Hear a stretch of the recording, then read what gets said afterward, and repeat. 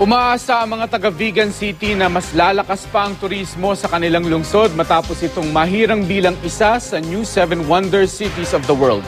Makibalita tayo kay Zion Palakay ng GMA Ilocos.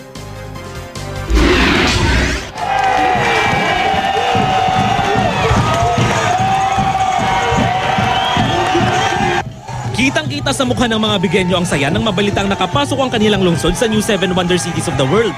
Ang alas 3 ng madaling araw, inanunsyo ng lokal na pamahalaan ang resulta.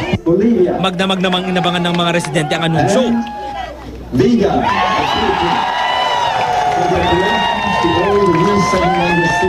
Habang naghihintay, nagsagawa pa ng sayawan at kantahan na tila nagpapahiwatig na sigurado na silang mapapasama ang lungsod sa prestiyosong listahan. Kasunod ng anunsyo, nagliwanag ang kalangitan sa fireworks display. Maagang pamasko to sa amin, maagang pamasko sa buong Pilipinas kasi syempre malaking bagay na mapasama tayo sa isang global competition na kagaya nito. Sa pagkakapasok ng vegan sa New 7 Wonder Cities of the World, inaasahang mas mapopromote ang lungsod bilang tourist destination sa buong mundo. Nangangahulugan ito ng mas malaking kita sa turismo sa syudad. Inaasahang makikinabang rin dito ang maliliit na negosyante. Ngayon po ay sigurado, dadami na po ang dadalaw ng mga turista.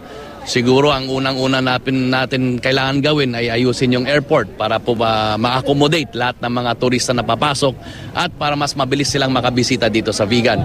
Kabilang din sa mga pasok sa New 7 Wonder Cities of the World ang Beirut sa Lebanon, Doha sa Qatar, Durban sa South Africa, Havana sa Cuba, Kuala Lumpur sa Malaysia at La Paz City sa Bolivia.